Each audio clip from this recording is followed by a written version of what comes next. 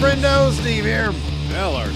And welcome back to Going In Raw, the only pro wrestling podcast you need to be listening to. On today's episode, we've got your rundown of tonight's Monday Night Raw. But first, we're also going to do a little segment where we talk about who we think is going to dethrone the next WWE champions. But first, of course, we got to talk about this. I woke up today and I didn't even know to expect this, but ESPN gave the very first WWE premium live event in the ESPN era a grade. What an idea. We shouldn't do that. Anyways, despite kicking off a huge broadcasting partnership with WWE at this past Saturday's Palooza PLE, ESPN pulled no punches with their review of the show, giving it a final grade of a C. Oh, let's see. What you did there was they gave him a grade A, and then you said C. Swerve. It wasn't an A, it was a C. A C. So this is what they stated in their kind of wrap-up of the show's review. Quote, the excellent Vaquer versus Sky match saved this show from being truly average. It was a phenomenal display inside the squared circle. Everything else was either underwhelming, the short Rhodes-McIntyre match, or a setup for a future match, Lesnar dominating Cena, for a card that promised to have epic moments. It fell a lot short of expectations. So, Well, hold on. It says a little short of expectations. oh, what did I say? A lot. You said a lot short. All right, that was me editorial. That's Larson right there. Larson, what grade would you have given Palooza? Might find out soon. Oh, okay. Stay tuned. All right. Yeah. So this is. It was written by Andreas Hale, and I. You know what? It's funny because it's one person's opinion, but the fact that it's one person's opinion on ESPN's own website is nothing. It's just hilarious. And I mean, I don't even know what it's indicative of, if anything. You would just think, I'll put it this way. It's actually kind of a breath of fresh air simply because you would think in this day and age, especially given that ESPN is, I've seen criticism levied at ESPN over the words journalistic integrity because they have so many deals. Obviously, for example, the NFL, they've got billion-dollar deals with the NFL, with everybody, right? It's ESPN. Yeah. And so they're maybe apt to be less critical of these organizations if it might, hurt the money, so to speak. And so it's funny that the very first premium live event in this billion-dollar deal, they hand the, just this one silly website column, which would not register on anybody's radar if it wasn't on ESPN. And they're just like, yeah, just keep it up there, whatever.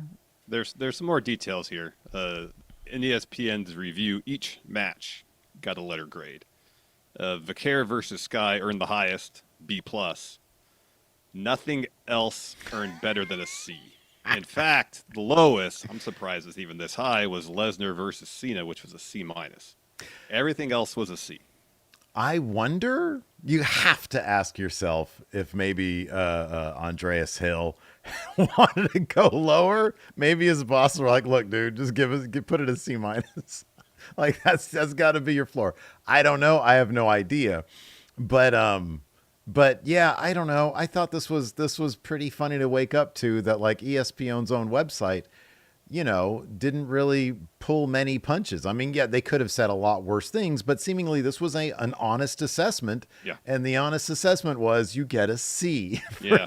It was a mid show. Like show, WWE. Fell a little short of expectations. Well, I mean, Triple H gave us 3 bits of criteria with which to judge him on this particular show. Of course, they are spectacle, surprises, right, fun. Now you can give him a higher grade on one of those. Yeah, sure. Spectacle. Yeah. You want to say a B+, A, whatever, fine.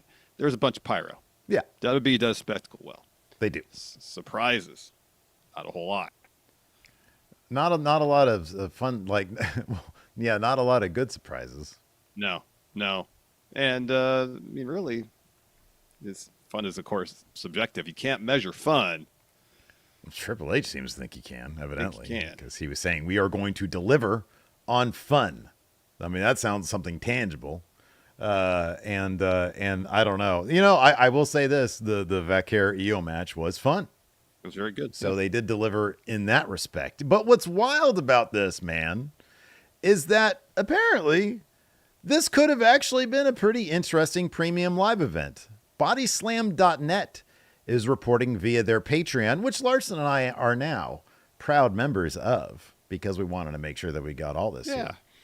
That Palooza could have actually been a lot more interesting. The site reported that sources indicated to them that as of Saturday morning, John Cena was slated to defeat Brock Lesnar. I'll pause there for a second. I posed this question to you during the post show. It was, rhetorical, obviously. Yeah. Speculation, because it was announced as the main event until it was announced as the opener on the McAfee show. Yep. And I had wondered, okay, I wonder if they didn't want to end on a bummer, and originally it wasn't going to be a bummer. Evidently, it's entirely possible. This juncture. If bodyslam.net is correct, if their sources are correct, that's the case. Also, perhaps even more interesting than that, Bodyslam stated that sources informed them that both Cody Rhodes and Drew McIntyre pitched a scenario where Randy Orton would inadvertently cost Cody the title, leading to Drew winning the WWE Championship in the main event. Cody then would have chased the title again, ultimately reclaiming it from Drew, only to have to face a heel Randy Orton thereafter. That is wildly more interesting than what we got. Oh, yeah. And I would give that my stamp of approval. I don't think that there's anybody in this, well, there are people, but, within reason, on social media who would have come away from that show as like, hey, this is some buzzworthy shit. Palooza lived up to the surprises, the fun, the spectacle. That would have done all three. This one idea would have accomplished all three of those things. We had the spectacle of Randy Orton out there in the midst of this title match, inadvertently costing his friend, Cody Rhodes, the title. Get the surprise of Drew winning. That checks all the boxes. Then this C score might have gone up to, I don't know, B? Possibly. Add Cena winning. I just pulled this up. I just saw this. This is from Wrestling Observer. Brian Alvarez is stating that there's not going to be another Cena-Brock Lesnar match during Cena's run. What? Yeah, What then? What then? I know. What was the point? If that's true. Now maybe, I'm just throwing this out there. Maybe Alvarez's sources have the old info. Maybe it was decided. Could be. Hey, we're going to do 2 of these. Could be. And then it was decided to do Brock. If these sources are up to date, if they have the new shit, then my question to you, Larson, is simply, what the fuck? Yeah, it was why would this? Now, they got to do it. It's got to be his if it's not his retirement match, I'm quitting. Okay. I don't know what I'm quitting. Oh, I thought you meant this. The job? The podcast? Oh my God. That was the inference, was it not? That's our money. Oh, I can't quit that. Okay. I was talking about cigarettes, actually. Yeah. Well, you don't smoke. Easy to quit then, isn't it? 6 packs a day. You just don't know that, Larson. I'm out there at the basketball court. If you were puffing down 6 packs a day, I would know. I don't know, man. I kind of play like I do. Not gonna lie.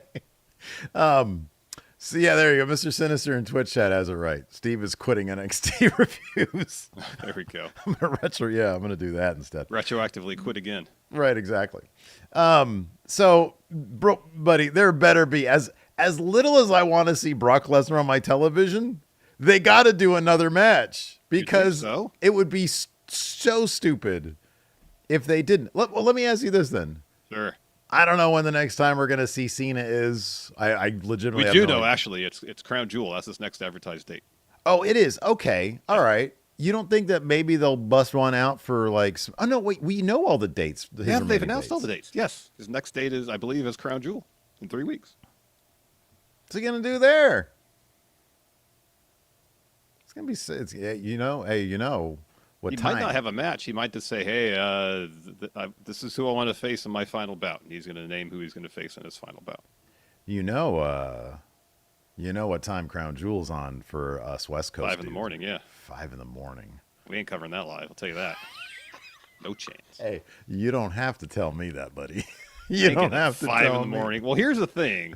It's not too uncommon for me to get up pretty close to 5 in the morning some days. Yeah. Not because I want to. Yeah. It happens. That being said, it's on a Saturday. And, of course, this just isn't my office. Yeah. Oh, well, yeah, that's right. Yeah, it's your It's actual my bedroom. Bedroom as well. Yeah. And I can't exactly stir the wife at 4:45. Yeah, you're not some single dork. Yeah. No. I'm a You're dork, not- just not a single dork. Yes. Right, exactly. You're a married dork. Yeah, you can't do that. So yeah, I don't know. Well, the last Australian show we covered live, but that wasn't on at 5 in the morning. It was on at like 2 or 3. Yeah. And I remember I watched it out on the dining room table. I had my On your stuff set up. on your monitor, Yeah. and then we did this. No, I brought my laptop out there. I'm sorry, 2 or 3 in the morning. Did we do that?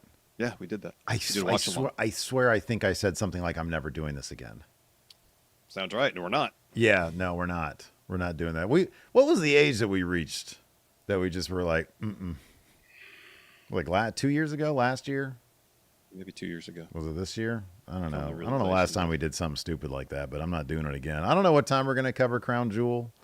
We get up and Noonish, watch it, I guess. Maybe. Yeah, Yeah, we would get up just and watch it. Just text each other. Hey, you done watch? Because I might have a soccer game that day. I don't know. If Lacey can handle it, then she'll handle it. I don't know. We'll see.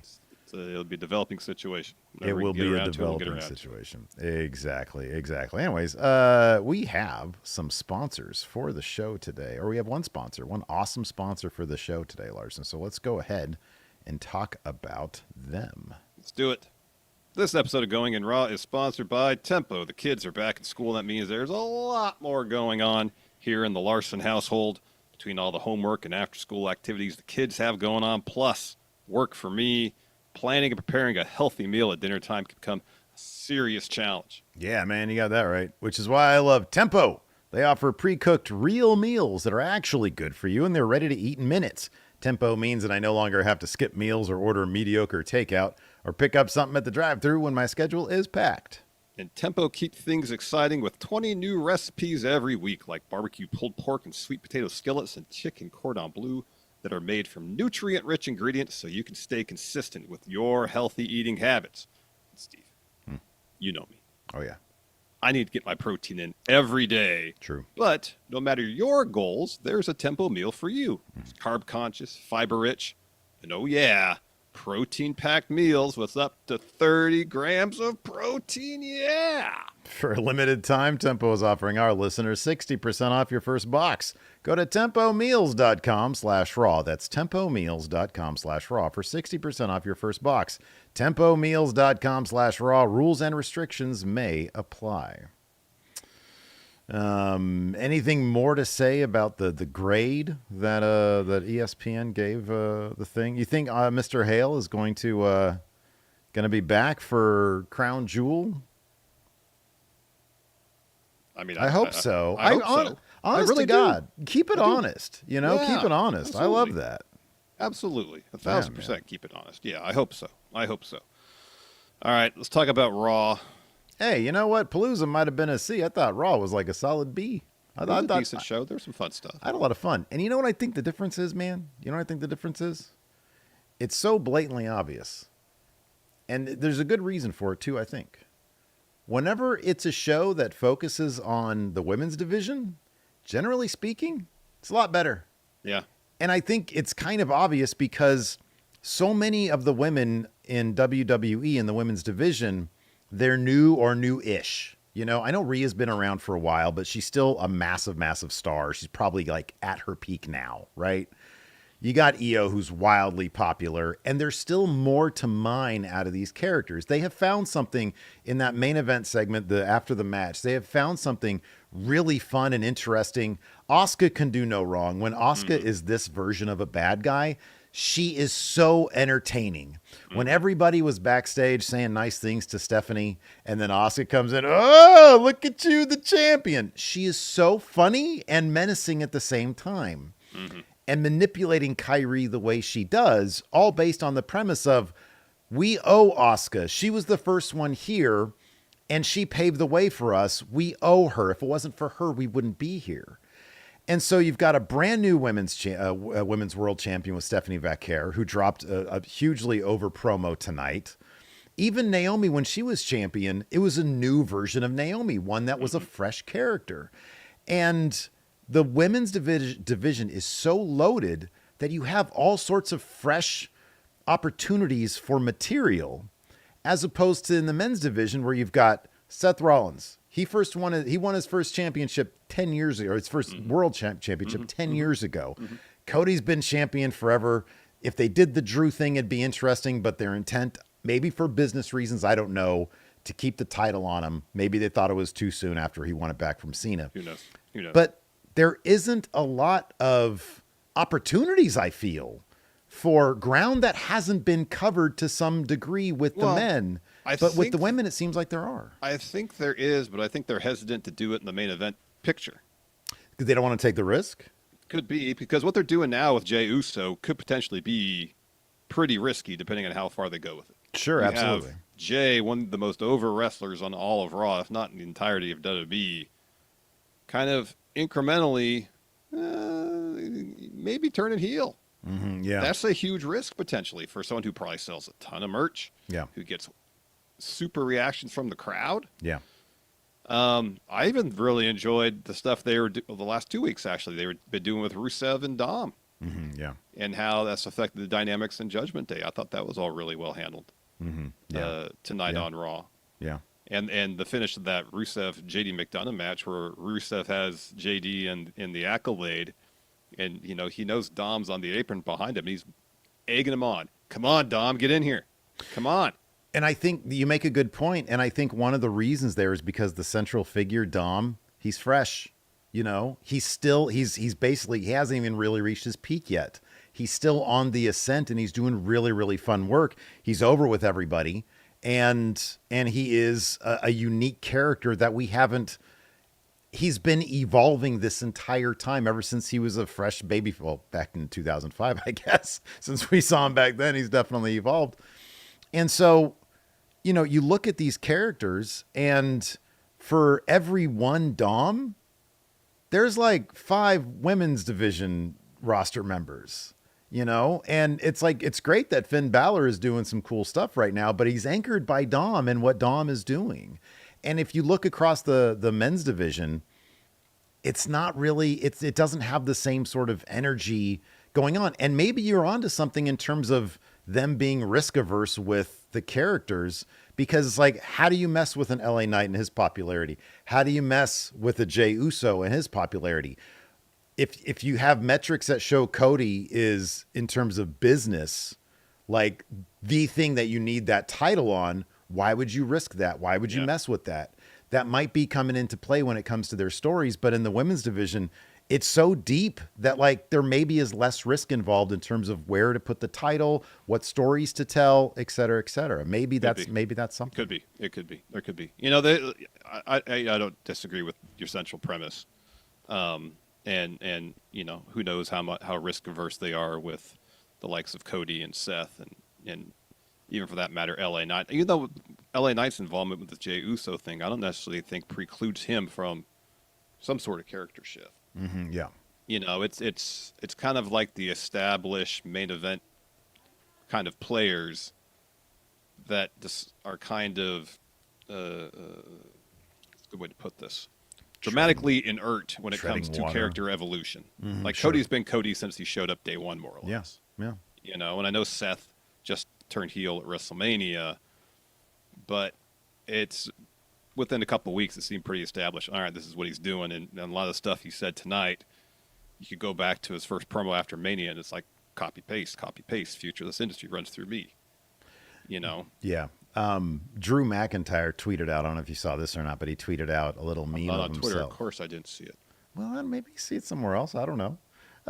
He tweeted out this little meme of himself, and it's him in the center, and then on the top, to the right, to the left, and underneath him, it all says the same thing: suffering builds character, and one arrow points to the other, points to the other, points to the other. He's in this cycle of it's the same thing every time.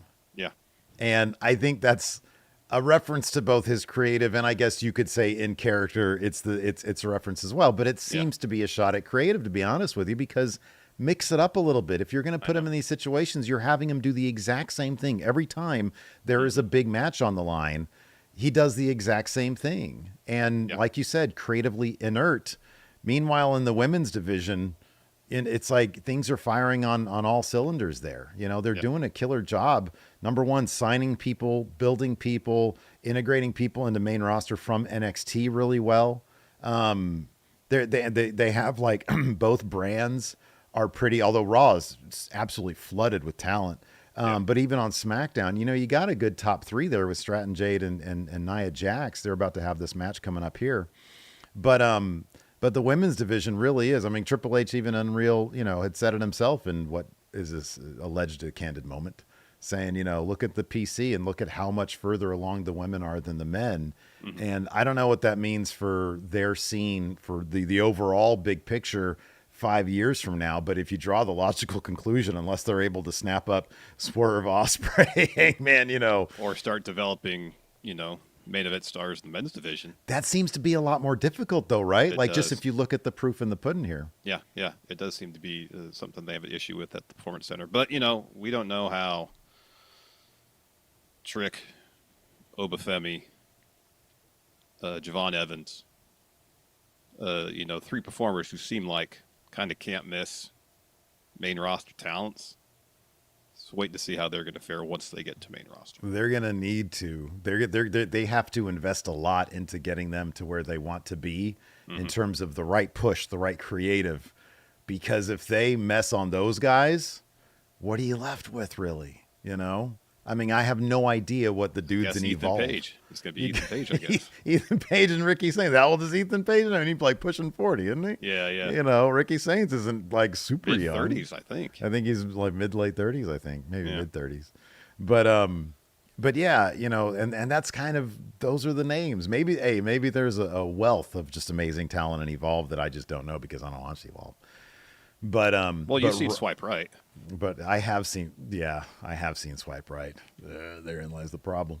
Well, no, I think one of them dudes. I think the dude with the Karate Kid face. He's gonna be good. Oh, Brad Baylor. Yeah, that guy.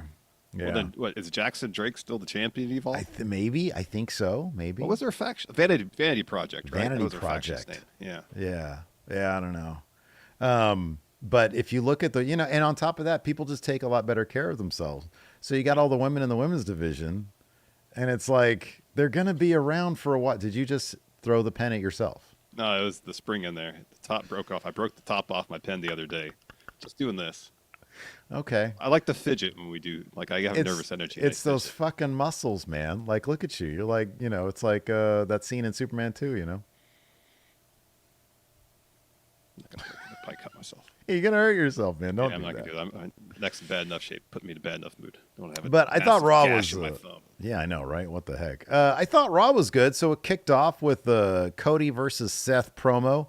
It was pretty long, but, you know, the idea was Cody put up his bowling ring, his crown jewel ring. He was like, you know, I'm looking seen forward that in a while, have we? It's been about a year or whatever it's been. Yeah. I guess a little less. You know, he put it up, said basically, I want another one of these. I think that'd be pretty cool. And then Seth Rollins comes down. He's got his dudes with him. And they exchange words, a lot of words, but they exchange words. And the premise, Seth's premise essentially was, oh, you like to say that you're the quarterback. You're the QB1. But what does that mean about me? Yeah. What does that say about me? Seth says, the future of this business goes through me. So if you're the quarterback, you're my quarterback. Yeah.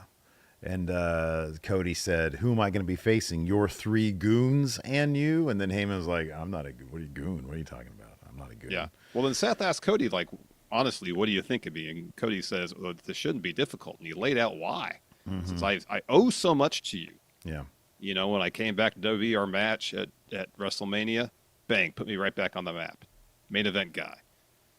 Hell in a Cell match. Allowed an opportunity for Cody to really test his mettle. And then finally, Seth was his Shield at WrestleMania. Mm-hmm, yeah. And he's like, it shouldn't be complicated. I should think highly of you. Yet, you know, there's issues because the way Seth's behaving now. Yeah.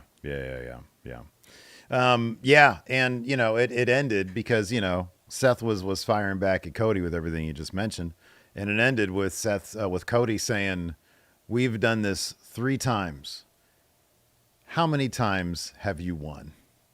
And everybody knows none times. Oh, and 3. In 3. So my question to you is, Seth's totally going to win this one. Seth's about to be 1 and 3, buddy.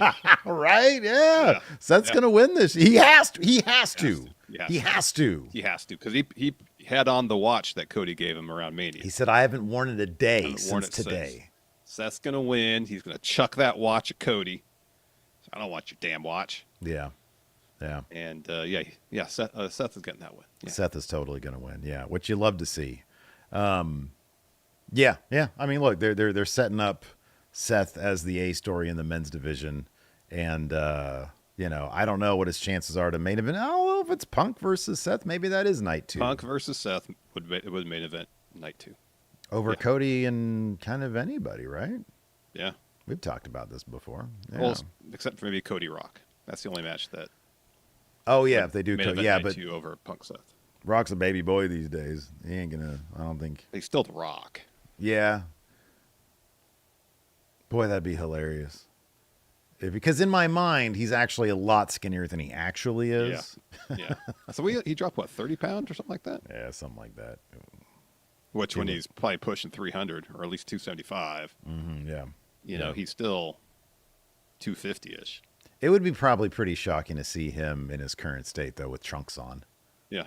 You know, be like like in our heads, it'd be kind of like the Machinist, Christian Bale. Yeah. The coolest part about this, though, was because Cody gets that last word in. And I love that the crowd was very sort of like, they were both guys, you know? They were chanting both dudes. Well, backstage, Becky is ranting and raving. This is later on in the show. Becky is ranting about, you know, everybody that's like, you know, wronged them. Thank you. Yeah. And Seth is just stewing, and he's getting kind of annoyed with her, and he's just holding that watch he was given. He said, you know what I'm going to do? I'm going to go make an example. And she walks off, and Seth just angrily stares. Yeah. So yeah, I thought it was a good amount of, you know, some little character. Now Cody has made it personal with Seth. He's got, what do you call it? Bulletin board material? Bulletin board material. Yeah. Mm-hmm. Yeah. Yep. Adam Pearce introduced Stephanie Vaquer as the new Women's World Champion. So it's a segment in the ring, and he literally introduces her. She says, "Thank you so much. This is the dream of my life. Many times I felt it was impossible. I worked for it. I sacrificed for it, and I made it. I beat one of the best on the planet, Io Sky. I learned to be strong and never give up because I have the best example, my hero, my dad." And he was there again, crowd. Once again. Yeah. So the rest of the promo, she kind of goes back and forth to English and Spanish. She says, "This championship represents the motivation and support you have all given me, and every single one of you celebrated with me at Palooza for remaining with me through the years. Thank you. My fire will keep making history, and nobody can stop me. I am La Primera, WWE Women's World Champion." And Pierce says, "Well, you're facing the winner of Tiffy and Nia and Jade at Crown Jewel." And so then a bunch of pyro goes off. Yeah. I don't know. It wasn't quite as much pyro as Triple H gave himself the other day, but it was a good amount of pyro. Couple things. Number one, that time that she was sort of gone seems kind of clear she was working on her English, because this is a good promo, and that's coming along really, really well. I don't give a shit. Like, if she talked in Spanish and we had subtitles and interpreter, or just nothing, and I just get it from her body language, I don't give a shit. Mm-hmm. I've seen Narcos enough to understand enough Espanol. I could figure it out. But it's always impressive when somebody takes the time and effort to learn another language. Hangman's promo was one of my favorite promos of the year when he was doing an Espanol. Mm-hmm. So it's kind of neat just to see that, you know. And then number two, what's going to happen this Friday? Who is she actually taking on at Crown Jewel? Who do you think? Probably Tiffany. You think so? because I think Stephanie's going to win. She just won that championship, so it'd be kind of strange if she just won women's world title and then lost in the champion versus champion bout. And I think they want to protect Jade and Nia. Well, they would protect Jade. So I think Tiffany probably walks out of that match. Out of the triple threat? Yeah. What happens in Perth then? I just said Stephanie wins. Oh, Stephanie wins that one. Sorry. Yeah. I zoned out for half a second here. Yeah, Stephanie wins that one, and then Jade will probably beat Tiffany for it somewhere else down the line. That'd be kind of interesting. You think they're going to want... I mean, let me ask you this. We're almost certain, unless Seth ain't going to win that clean, right? No. You'll have the Vision out there. Drew might get involved. There's no clean win for Seth. No, but he'll win. The Stephanie match, then. You think she's going to win straight up?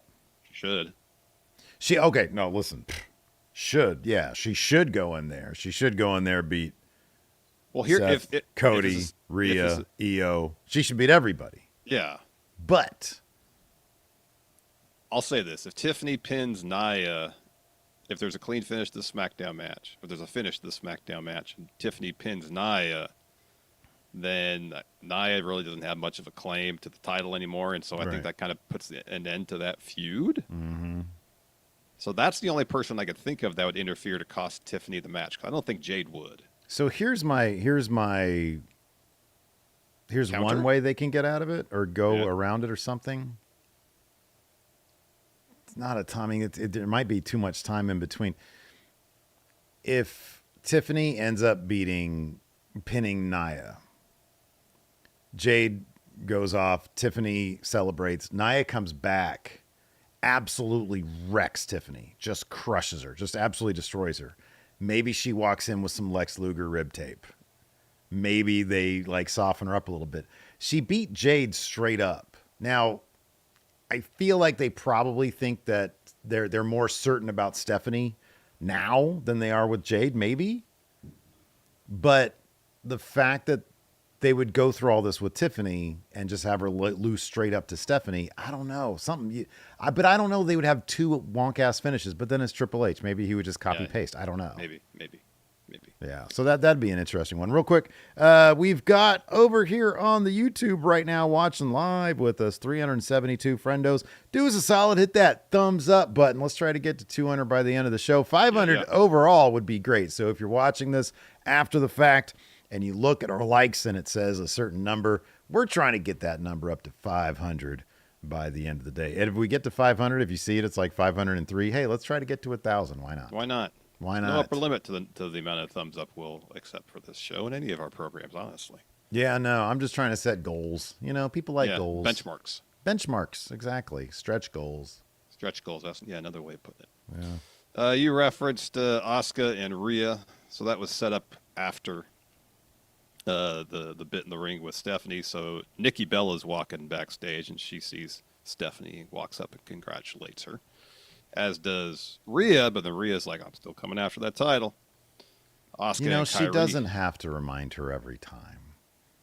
She can just say congratulations. I think she's reminding us, the viewing audience, that she still wants that title. Oh, okay. I think we all know at this point. That's who it's really for. So Asuka and Kairi walk up, and Asuka says, Io should be champion. You don't deserve it. And Stephanie says, you could fight me for it if you want to prove that I don't deserve it. And then Rhea tells Asuka, I'm sick of you getting in our business. And Asuka says, you aren't ready for Asuka. And Rhea says, actually I am. I'm tired of it. So how about we finish it tonight? So Asuka says, yes, I agree to this match.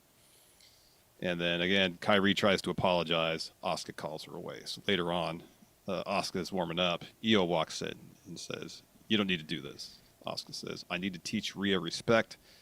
And I don't want advice from someone who lost. Ooh. Yeah, this was rough. So Asuka leaves, and Io says, Kairi, please talk to her. And Kairi says, Asuka is why we're here. We must listen. And again, Asuka yells for Kairi. So Kairi's reactions to Asuka yelling for her off camera are just week after week, just like more over the top. They were straight up like anime characters in that last one where like she says Kairi and Io just goes, oh. And Kyrie just completely freaks out. It's fucking hilarious. I love it. They're all having fun with it. And I get such joy every time Asuka shows up on the television. She's She's so such good. She's so such good. a great character. And when she's this version of Asuka as a look, I'll take Asuka in any form. But when she is, good guy Asuka, generally speaking, they don't give her like a lot to do. But this Asuka, who is just an absolute force in nature, whenever she walks into any frame, is she can do no wrong. And the fucking match was awesome. Also, Yeah, it was really good. It's good. It was a Yeah. good main event tonight. Before that, though, Io walks up to Rhea, and Rhea kind of jokingly says, "Are we allowed to even be around each other?" And she apologizes for Io taking that loss at WrestlePalooza. And Io just says, "I need you to call off the match." And Rhea says, "I'm sick of her being disrespectful. This match is going to happen." She says, "Maybe her and I could beat the respect into each other like you and I did. Please be careful around Asuka. I get she's family, but that's what hurts more, when you can't trust your family." Io says, "I can trust Asuka. Can I trust you, though?" Yeah, she Keep gets that in pissed mind. off. She gets Yeah. pissed off here. Yeah. Keep that in Yeah. mind for the end of the main event. So main event was awesome. They gave it like 15 minutes. Dude, this match was fucking great, Physical, man. hard-hitting stuff. It was Yeah, really good. dude, you can tell, like, I guess Rhea just sort of understands that Asuka does things snug at this point, I mean, they've wrestled a million times. But like, goddamn, I could watch them wrestle all day long. So good. So down towards the finish, Rhea hits a forearm. Asuka trips her up and locks on a heel hook. Rhea gets to her feet, and then Asuka does the foot capture German suplex. So Asuka heads up top. Rhea meets her up there, hits her with a drop kick as Asuka's jumping off. And then so Asuka's selling, as is Rhea, and so Asuka's giving instructions to Kyrie to get in the apron and punch Rhea. So Kyrie's trying to bring herself to do it. She's having a hard time, but And it's eventually funny, she's like kind of mentally detached her fist from her, but she's holding this like, oh, I got to use this now. This is Yeah. going to happen here. Yeah. But she don't want to. So she does kind of like a half-hearted back fist. Rhea catches it. Asuka charges in to hit the hip attack, but hits Kyrie with it instead because Rhea moves, and then Rhea rolls up Asuka to get the win. So afterwards, I don't think I've ever seen so much mist in my life. Oh my God. This was like, by the end of the episode, you see Rhea and her entire, like, from, her neck up and a lot of her upper torso Yeah, just there was so completely, much mist. completely So much covered. mist. So Rhea gets misted by Asuka. Asuka tells Kyrie to attack her. Finally, she does. Io's music hits. She runs the ring and tries to calm the situation down. And Asuka gets her to lower her guard because she's like, "Okay, I'm sorry." They all hug. And then Asuka hits Io with a back fist. So then she tells Kyrie to attack Io. Again, she hesitates, but she does. Kyrie heads up to go hit the insane elbow on Io. Asuka hits Rhea with another hip attack, and then they hit the insane elbow on Io. Yeah. So heel Yeah. turned complete. Oh man, it's great. I mean, so are we to assume now that the Perth match is going to be the tag match? It seems like it, yeah. Seems like that'd be the match. That's going to be a good one. Boy, that's going to be a good one. Yeah, that's going to be really good. Really quick, also. Speaking of Crown Jewel Perth, that's the one of 2 October predictions challenges we got coming up.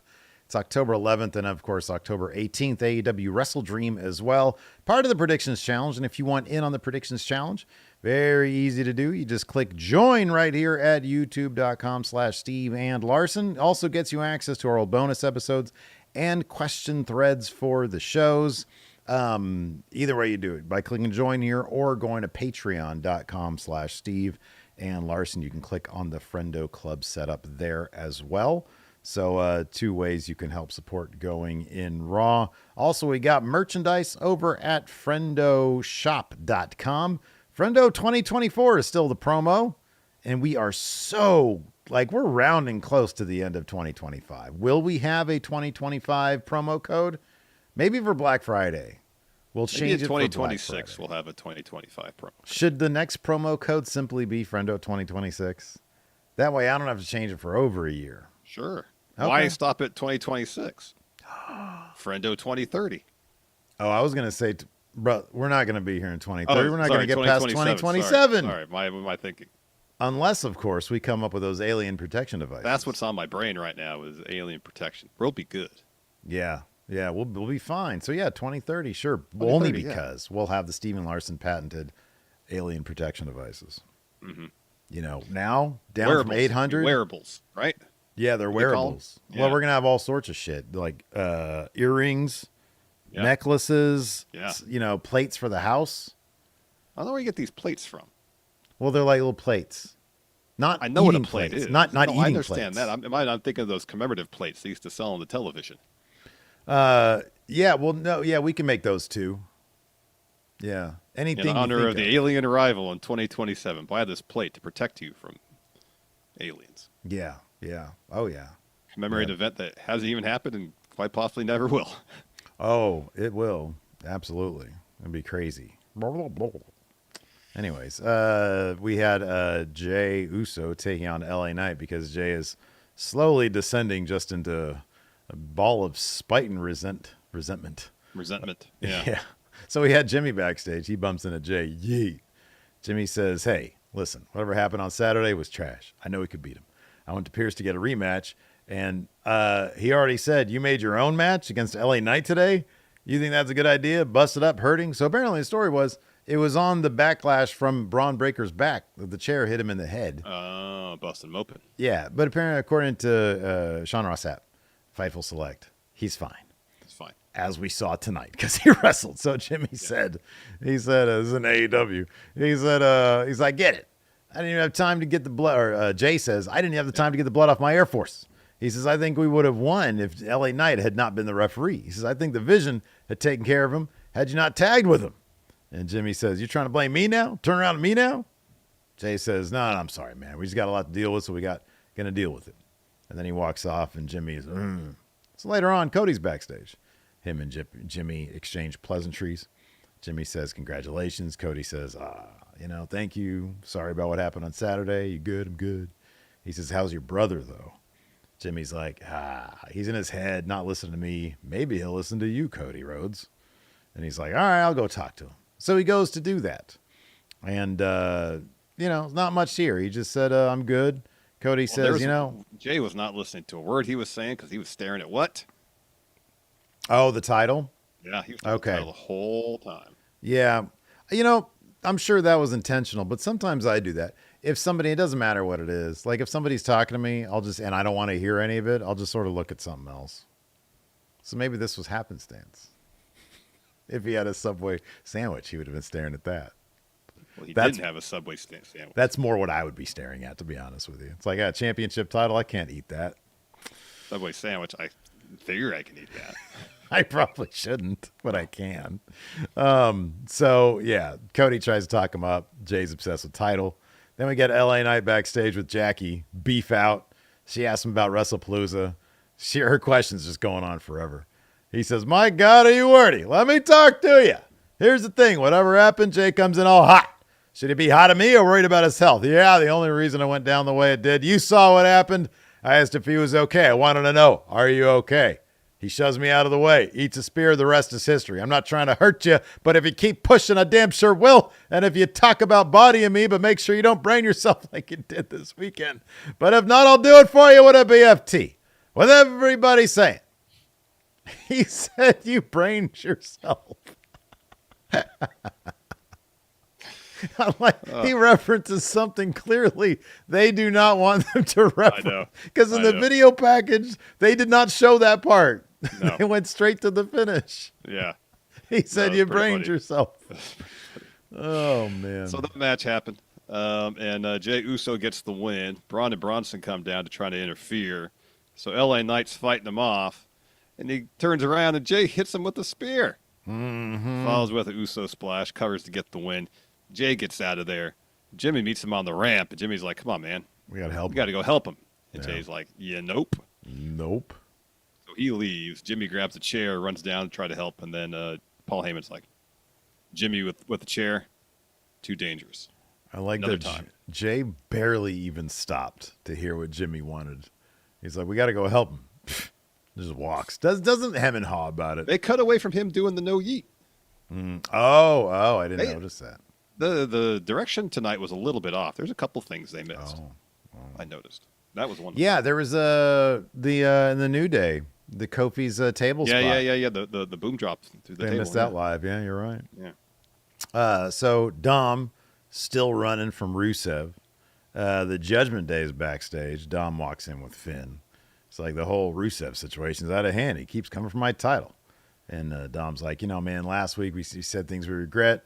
Judgment Day, we got to stick together because Finn is too busy playing on his Switch. And so, Dom can't get any help. So Finn's like, why don't you go ask your new amigo El Grande Americano? So Dom's like, he's in Mexico right now. I can't. And then he's like, JD, help me out. He's like, I'm busy. You said you didn't need help, right? So Roxanne's like, hey, come on, help him out. He needs your help. And then JD's like, all right, but I'm not doing it for you. I'm doing it for the group. And Dom says, oh, great, because I already went to Pierce and I made it official. You've got Rusev tonight. And he's like, God damn it. Right after that, we get Bailey. She's backstage. She's talking with Lyra. And, oh, yeah, Lyra's talking about, hey, I'm sorry I went into your room, so on and so forth. And I did not copy and paste everything onto this. I'm sorry. I'm like, Well, no, it's fine. Yeah, so like Bailey doesn't remember what she does when she's bad Bailey doing fucked up things because in this moment she's good Bailey. So she's like, hey, can you come corner me, help me out? Lyra's like, okay, I just, want to make sure that we're cool. She was like, we're not supposed to be in each other's business. And Bailey doesn't remember that. Yeah. So she's like, I don't know what that means. And so Lyra's like, okay, yeah, fine. We'll go ahead and do it. And Bailey is very much in hugger mode. So she's like, oh, no take backs. Cause only, a grown child would say that. No take backs. And that's what hugger Bailey was. So anyways, Bailey has that match with Roxanne.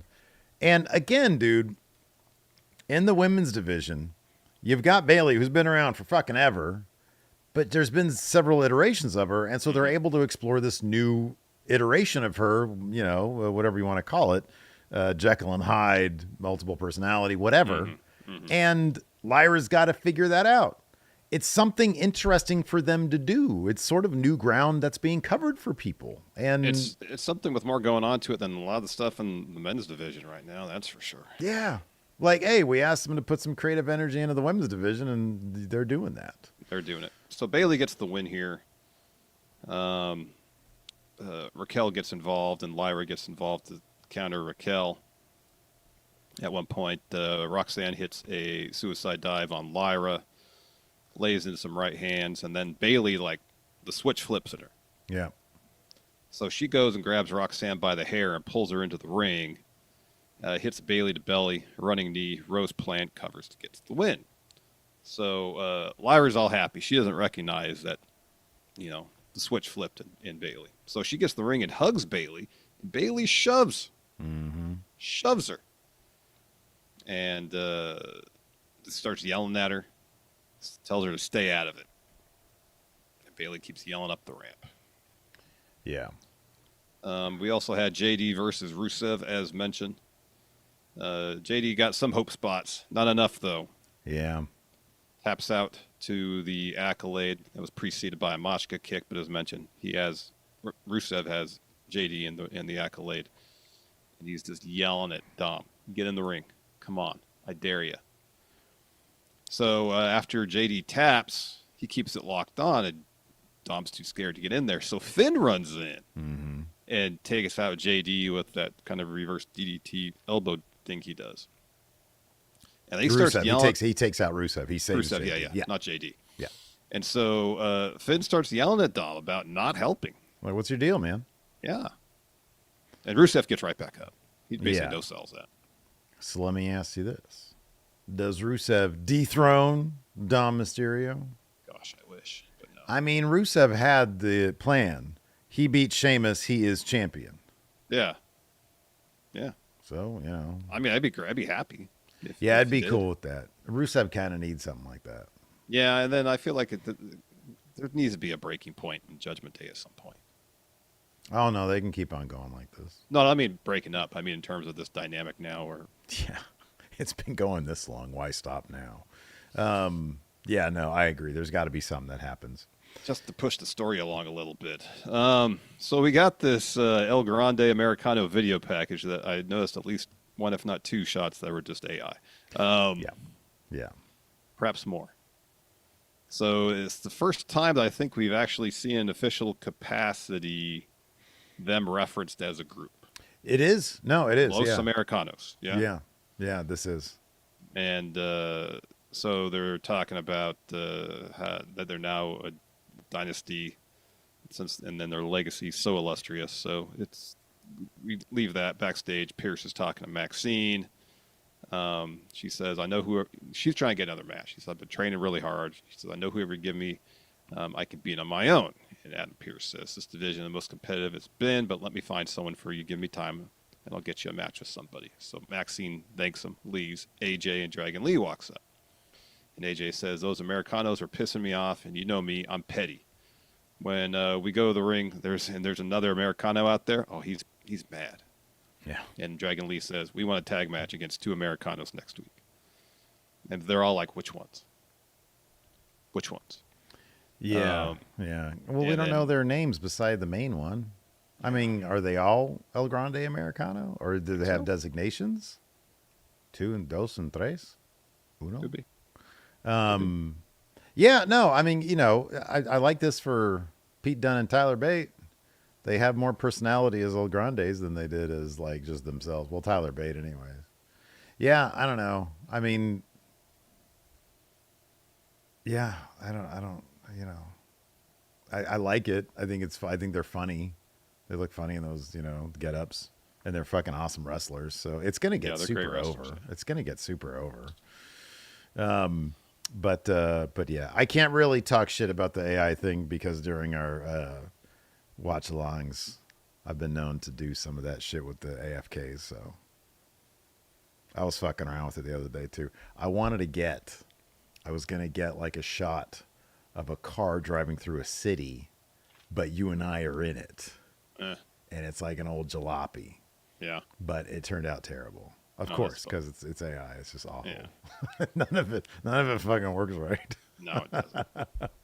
It doesn't. We had a pretty fun no DQ match, New Day, and Grayson Waller taking on Penta and War Raiders. Is Grayson Waller just in the New Day now? Because they introduced him as the New Day, not New Day and Grayson Waller. Certainly seems to be the case. He's, I guess made the case for himself. Anyways, he apparently also made a case to take an Avalanche Destroyer in this match because he did that. Christ, that's rough. It was rough. I will say this. Nice that that's actually a finishing move. I know. Because that is the kind of move that really should be a finishing move. Well, you know who works for WWE, Steve? Yeah, Maple Leaf Muscle. Yeah, Petey Williams. Yeah, Petey Williams. That's right. Maybe yeah. he's been lobbying. Well, yeah. Look, the Destroyer as a finisher. You're burying my finisher, wrestling. Right? Those other guys use it as like a standard move. This is a big time move. This isn't some hole in the wall. No, fun match though. Even if the camera did miss, or the truck did miss Kofi doing the boom drop off the top rope. They pretty much immediately replayed it. Yeah, I know. But yeah, in the moment it was missed. It was. So yeah, that was your Monday Night Raw right there. I thought it was a pretty fun episode. Maybe Triple H is like, oh man, I should stop, going to do silly podcast roast shows and whatever he's doing, and pay attention. Do you think that he has to know that he got a C grade, right? Oh yeah. Triple H is he's on Twitter all the time, man. Right. He's probably in our chat right now. Yeah. Mm-hmm. Yeah. Art guy here in YouTube chat says they introduced them separately. They did, but then collectively said the New Day. Yeah. Yeah. So they each got their own entrance, but then collectively the New Day. Yeah. Well, yeah, they said Xavier Woods, Kofi Kingston, and Grayson Waller, the New Day. Yeah. And they all came out together. Yeah, they came out together. What more do you want? Yeah. Yeah. I mean, maybe, I don't know if he's got a membership card. I don't know if they have membership cards. I don't know. You and I don't have. We don't have cards for us. Why would we? It's just two of us. Yeah. If there's a third, would we then do cards? No.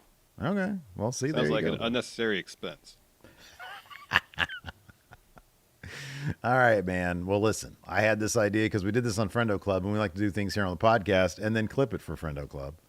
So we're going to do a good old fashioned who's going to dethrone whom. We've got a premium live event coming up in 3 weeks. We just got done with one. And so what better time than now to figure out who is going to dethrone whom. We'll do this. The first one is pretty easy. World Heavyweight Champion Seth Rollins. Who's Look in going my to... eyes. What do you see? Yep. CM Punk as the next WHC. There you go. Look at that. I was like, how are you going to do this? Yeah, that's good. That's good. Yeah, I got that too. CM Punk. Yeah. Next one. Maybe not as easy, but I'm just going to go and should I do that one? Yeah. You better be typing Drew McIntyre because even though that pitch got denied, it got my hopes up that Drew's going to get the title. That title. I should count on it because they don't really do anything with Drew other than have him do the same thing week after week. But, well, like the real question is, what was the response that they got? Was it Triple H? I don't have a cup of iced tea, so I can't do it for you. Was it him chewing ice, and then did he say, "Not now," or did he like? He said, "I'm worried where that leaves Cody because he doesn't have the title." The problem with that guy is it leaves Cody without the title. I got this pie graph here that Nick Khan sent me, and it shows all the money we made with Cody as champion. You know, we got like replica titles and stuff. What about this one? The WWE, the women's champion, Tiffany Stratton. Oh, Jade will get that. Jade will You beat think Tiffany Jade? for that at some point, I think, yeah. Are all of our answers. Once we get to the mid-card titles, then we can have some different answers. Maybe. I assume you have Rhea winning that Women's World Championship, yeah?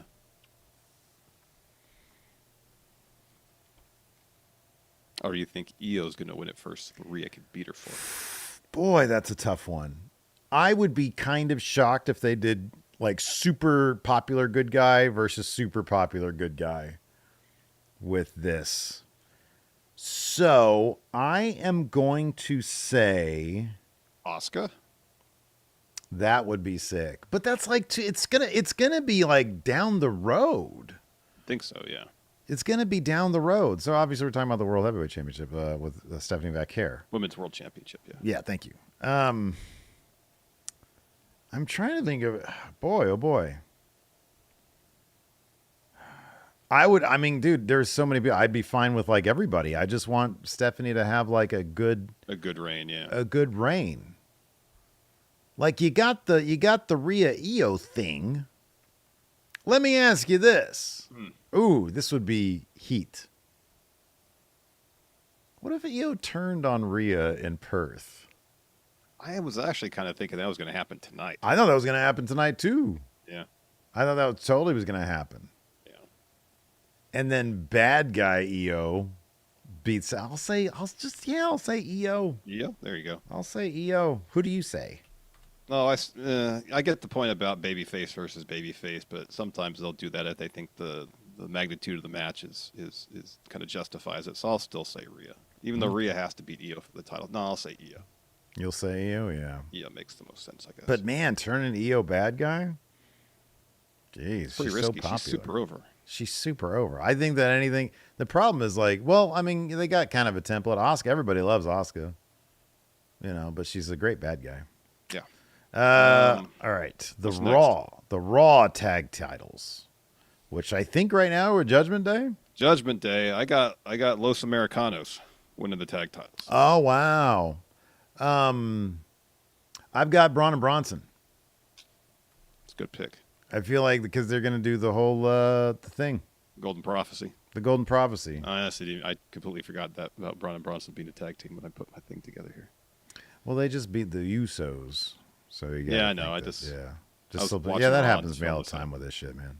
But I just thought, with Dom's association with El Grande, yeah, it might lead to a feud. Well, they're fucking popular. But which Grandes? Uno and Dos, so Uno and Tres. Let's do. Well, I mean, it's got to be Peter Dune and Tyler Bate. They have a wealth of Oh, tag team they would be the experience. dudes. They'd be the tag team in the group. Okay, that makes sense. Yeah. Would they freebird that shit or no? Yeah, sure. Why not? Yeah, okay, let's freebird it. The women's tag titles currently held by Charlotte Flair and Alexa Bliss.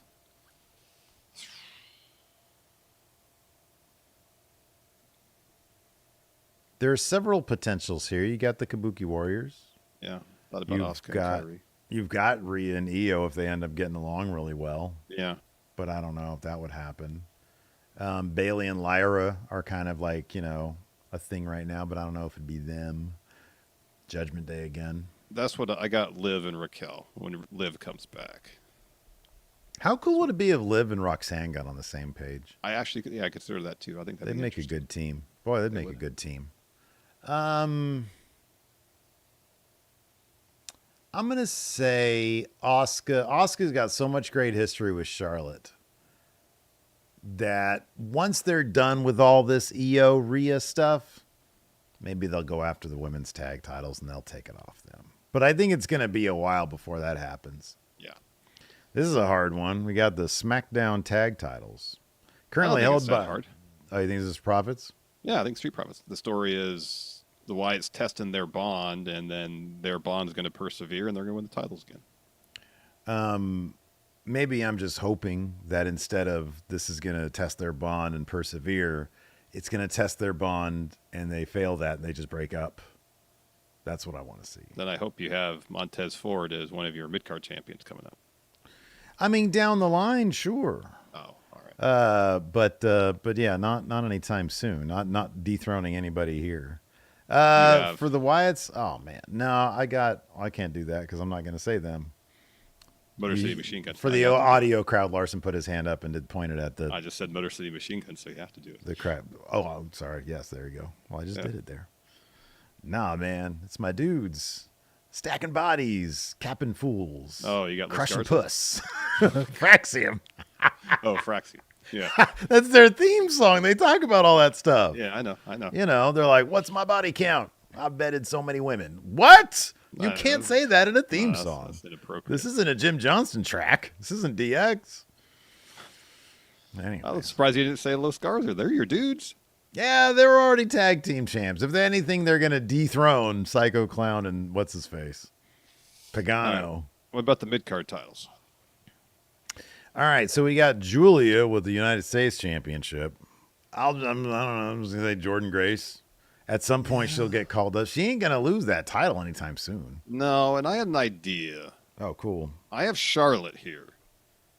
That they've done a good job of getting her over as a baby face, and they might worry get her back in the world title picture could risk kind of fostering some resentment amongst the fans again for her always being in the title picture. Yeah. The main title picture. So how about she goes after titles she's never won before? I think a feud with her and Julia would be really good. The matches would be awesome. Yeah, that's true. Yeah. Okay. Something different. All right. That works. I like that. The United States Championship, which currently is on Sami Zayn, who has no idea how to do an open challenge. None. This is a hard one because it's, this weird pseudo open challenge situation. I am going to say this name. Ethan Page seems like the perfect open challenge guy. I think it's going to be a while for Sammy. So I think Ethan Page. That's a terrible pick. Who are you going to say? I got Alistair. Maybe Sammy actually does like a real open challenge. We just did two horrible picks. Can we start over? I feel like Alistair's a much better pick than Ethan Page. Alistair's not a good man. That guy's not winning shit, dude. I'm going to go after the US Championship. No man is truly. And then Priest attacks him again.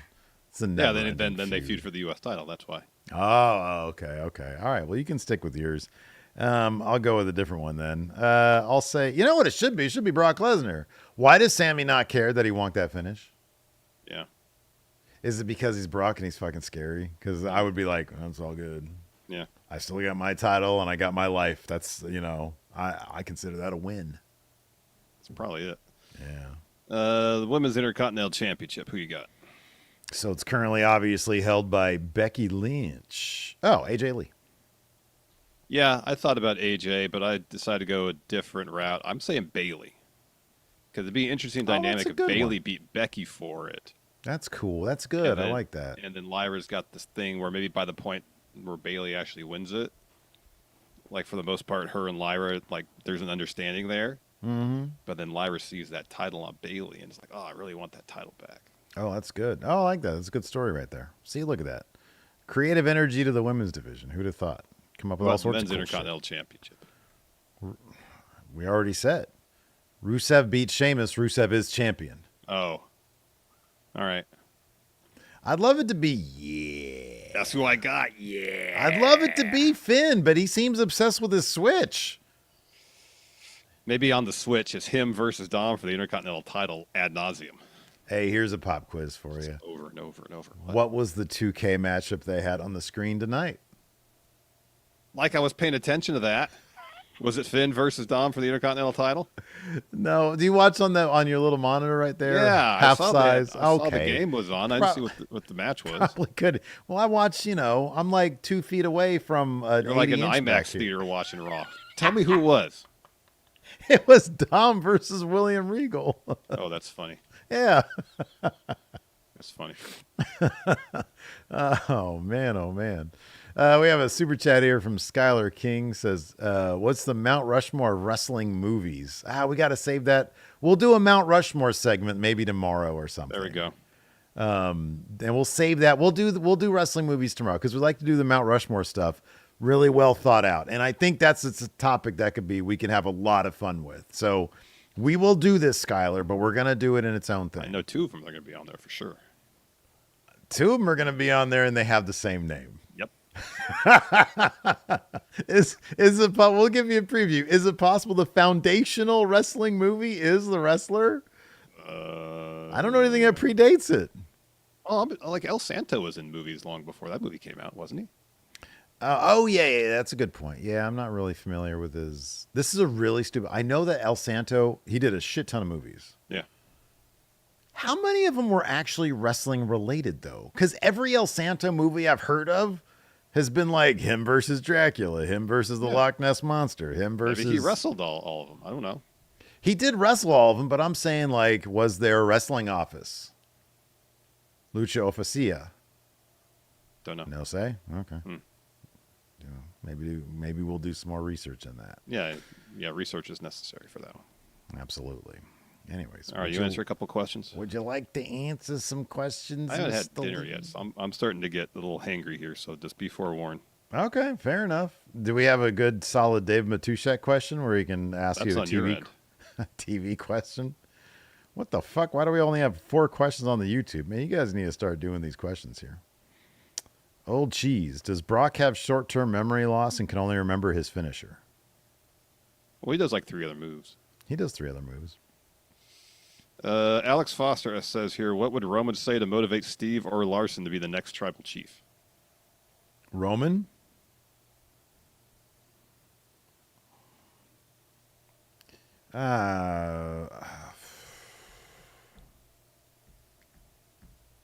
I don't know that he would be motivated to motivate us. I think he'd be like, oh, you guys are supposed to be the new tribal chief. Things are really falling apart here. Yeah, I think he'd be pretty well aware that we would wilt under the pressure of being tribal chief. Yeah. And would look elsewhere. He's like, look at you guys. You're old. You're not going to get this done. I'm like, is this a motivational speech? No.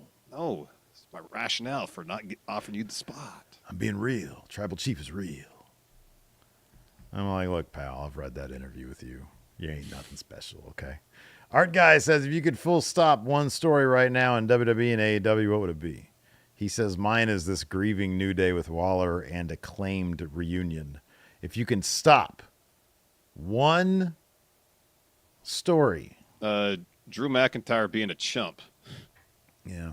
That'd be the one story I would stop and actually have him like evolve as a character and still be a heel. Yeah. But like, stop being such a chump. I would stop NXT. Wow. that story. And then AEW, I would stop Collision. That story. Everything. Less stories and more like whole programs.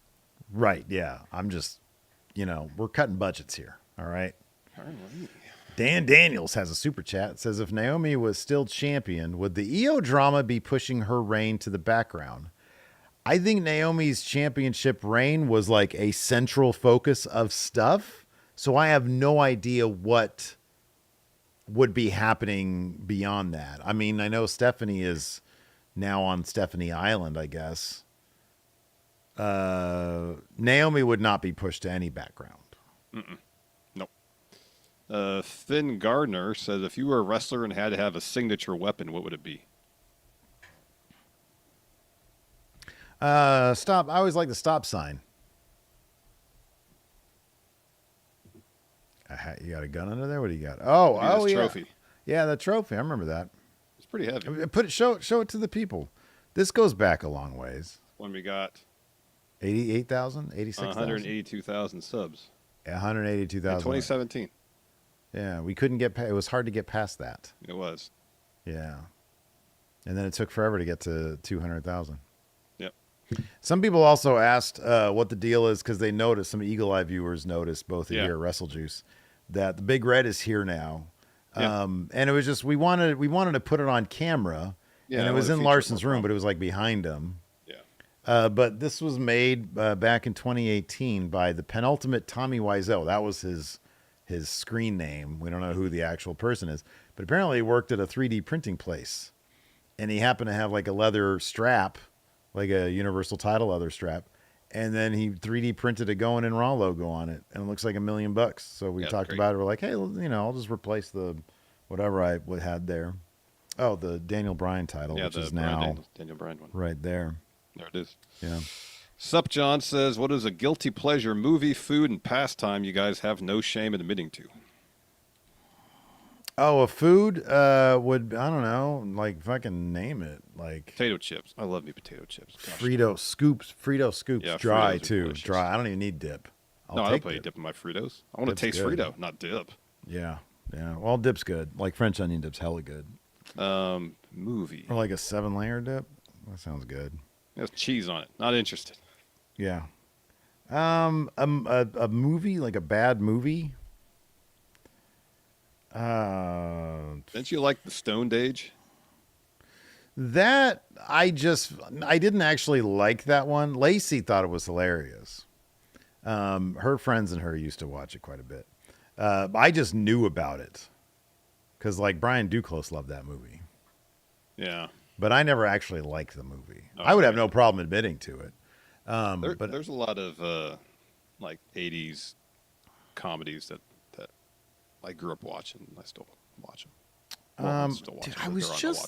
I was just thinking about this the other day because I think one came on like Pluto TV, and I honestly forget what the hell it was. Independence Day is considered kind of a fun, good movie, though, right? Like I like Independence Day, but that's like kind of a well-made, popcorn movie. Yeah, I think so. So I guess that doesn't count. I mean, I guess sort of my answer would be Will Ferrell's Semi-Pro. It's not a bad movie. It's a good comedy. But like it doesn't rank usually like with Anchorman or Step Brothers or stuff like that. Mm-hmm. But Semi-Pro is one of my favorite movies of his. Because it's also like wish fulfillment. He's like a normal dude who buys a shitty ABA team. Yeah. It's great, Yeah. It's like, who wouldn't want to do that? And then he's like, he puts himself in the position of like power forward or whatever. Yeah. Yeah. You'd want to do that in the NBA? Well, no, it'd have to be like the ABA. It'd have to be a shit league because I couldn't hang in the NBA. That's ridiculous. I couldn't even hang in the ABA. But if it was a truly shit team, then hell yeah, I'd do that shit. That's all the questions I have here. Wait, do I? All right, Styles Clash asks here, why do you think there's been a marked shift in WWE Creative the past 9 months at least, when what they were doing previously was already selling out every building while being actually, in Triple H voice, on fire? I think those stories that they were doing for a while came to an end, and they just had a difficult time coming up with creative that matched what they were doing and led to a similar level of audience enthusiasm. I don't know if there was a marked shift. I mean, there was a lot of the kind of the vestiges of the Bloodline saga that kind of like still kind of permeated things for a while. And a lot of people came back. I just think there was that excitement, plus, Cody winning the title at 40, and then seemingly with Cena's retirement tour and the heel turn, it seemed like, all right, we're going to see some good shit. It just hasn't necessarily panned out that way. Yeah, I don't disagree with that. Yeah, I mean, it remains to be seen if we can get consistently great television, or at least consistently compelling wrestling television, with one guy as the head of, creative, booking 5 hours worth of television. Mm-hmm. Like you said, there was a bunch of stuff that was already set up. He had set up plenty of stuff himself. He's paid off plenty of stuff that was really good. I personally think that also the Cena heel turn probably got bogged down. I don't even know. It's probably, I think it got bogged down with politics and Rock and Travis Scott and this, that, the other. And they did have to pivot a couple times. But I also think there's something to be said about what we talked about earlier in the show, when I don't know how, inclined they are to take risks with storytelling. It seems like they're more inclined with the women to do that, and they're not going to, and they don't want to do that with the men. And I think they should probably really consider some of that stuff. They should. He came up in the Attitude Era. Like, that's when he blew up. And look what happened then. Like, they would have pulled the trigger on a Drew title run easily. Oh, yeah. Easily. He might have had it for 5 weeks, but it would have happened. Yeah. Yeah. I mean, the greatest success they've had in the most, recent years is the Bloodline saga, and that started with Roman turning heel. Mm-hmm. Yeah. Which seemed unthinkable for the longest time. They took that risk, and it paid off. Yeah. Take some risks, Paul. Take some risks, Paul. Patrick Cheeseman says, are we back to doing live streams all the time now? I think. I don't know. Maybe. At least for the reviews, I guess. Yeah, for the reviews. I don't know. We're doing an episode tomorrow where which we could do live that as well, I think. Could, I suppose, yeah. We could do that maybe live. Maybe we'll do live for members or something. I don't know. It's an ever-evolving thing. Yeah, it's up to our whims, I suppose, It pretty much is, yeah. I'm just keeping an eye. I'm keeping an eye on the internet. So far, so good. Two episodes in the can. That seems to be, like, at least kind of figured out. But yeah, I don't know. We'll see. We'll see where it goes. If it feels good, we'll continue to do it. Exactly. Yeah. Anyways, that is going to do it for the show today, everybody. Hit that subscribe button and the notify bell. Maybe we'll go live tomorrow. Maybe we won't. I don't know. Yeah. In any event, there will be a show tomorrow. Yeah. If we upload it, do it live. I don't know. We'll figure it out. Till next time, we'll see you guys around. Goodbye.